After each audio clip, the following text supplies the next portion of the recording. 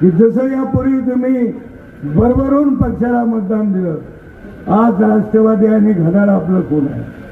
कुणीही बदलून काय बदलण्याचं कारण नाही, कोणालाही शंका घेण्यासारखं कारण नाही. शासनाने आणि निवडणूक आयोगाने प्रमाणे निर्णय दिलेला आहे. जास्त आमदार आणि जास्त मैत्रीण पक्षाची माणसं आहे त्याच्या पक्ष ताब्यात दिलेला आहे, त्याचं नेतृत्व दादांच्या दिलेलं आहे. त्या नेत्याला उद्याच्या राजकारणात भरभरून यश देणं.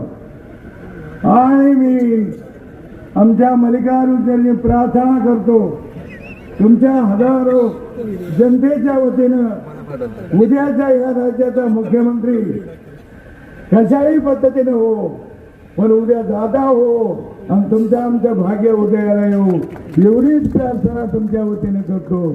पुन्हा एकदा मनापासून तुमचं अभिनंदन करतो आणि माझी दोन शब्द संपतो.